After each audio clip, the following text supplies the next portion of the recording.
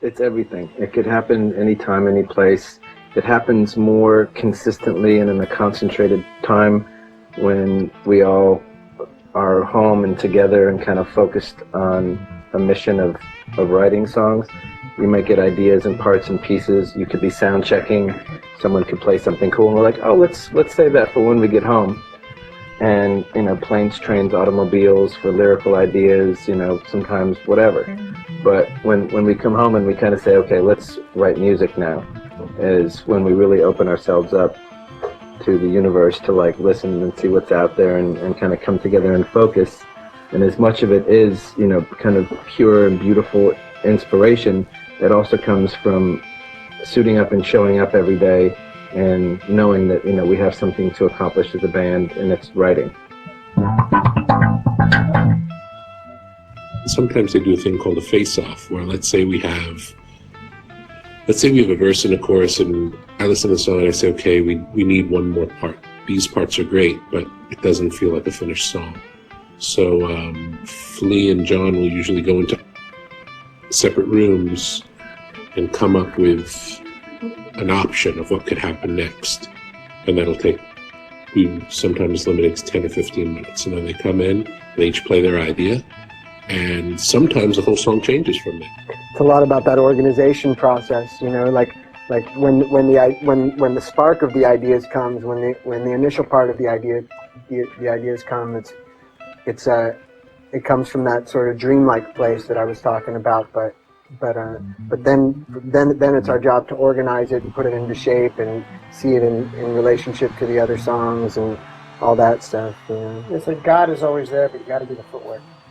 We recorded a monstrously large rock record in this very house that we're sitting now. We recorded 38 songs and then eventually decided to try to come up with a number that would fit onto a traditional double record. And that's what we did. We sat down and had this beautiful kind of sacred democratic powwow, including Rick Rubin, where we looked at all of the songs that we had recorded, and we started having vote-offs. And everybody voted on the songs that they thought had to be on the record, and so on down the line. We steeped the essence out of the 38 and came up with 28. It was the idea that we would name each disc after a planet because we didn't want it to be seen as one big long thing. We want to encourage people to know that they can think of one as being one half and they can think of the other as being the other half, and each one can be its own thing, And there's no one and no two. There's no order. There's no A, there's no B. One's not better than the other. They're orbiting one another. And the Jupiter being the planet of creative intelligence, combined with Mars, which is the planet of war. It's basically fighting a war for creative intelligence, So we like the idea of combining those two things. We're sticking up for creativity, and we're trying to keep it moving along. I would suggest listening to it in a minimum of two separate sittings, not listen to more than 14 songs in a row. And I would suggest going for the whole ride, not really hunting around, and if you don't like the first 30 seconds of a song, skipping it. I would hope that people could sit down and listen to it like people listen to albums in the past, where you sat down and really listened to it as a body of work, because we really recorded it that way with that in mind. I think all the songs stand up on their own, but it's a really beautiful experience to go on the whole roller coaster ride of the album. Desecration Smile. And, I like to throw Snow some love. We believe is, being towards the end.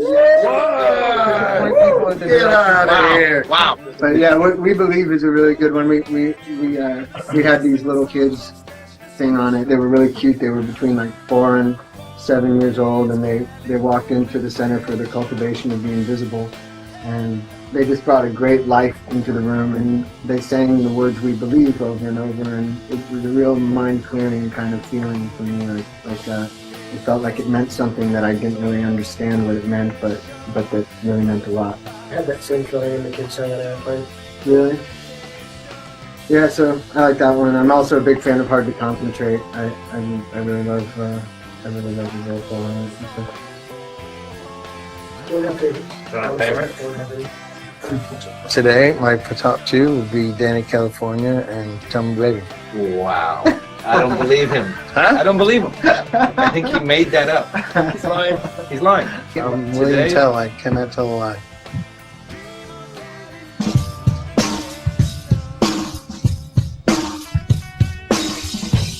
It was originally Tony Kaye's idea, the director, to do it, and then we all just, played dress up and had some fun. Yeah, it was really about the different periods. Just we weren't really thinking of. Sometimes we take an aspect of one artist, but sometimes one of us might have been a combination of three different people. Like we were just mixing up our general thing about all these different eras of music. It was a love letter to the history of rock and roll, and it wasn't, like John said, we weren't trying to do specific bands. We were just pulling energies out of different important periods in the history of rock and amalgamating and even inventing some new characters along the way that could have existed during a particular time, like Mojo, the drummer, for instance, during the sort of in the early 70s psychedelic funk explosion. Mojo very well could have existed under the skull cap of Mr. Smith. Mojo, he'd kick your ass for nothing. For nothing. Very powerful man. Kick your ass for nothing. In the beginning, the Chili Peppers were viewed as more of a novelty band. So they've really gone from sort of a funny novelty band into growing into consummate songwriters, and they're probably some of the best musicians. I can't think of any musicians in any other rock band that are better than them.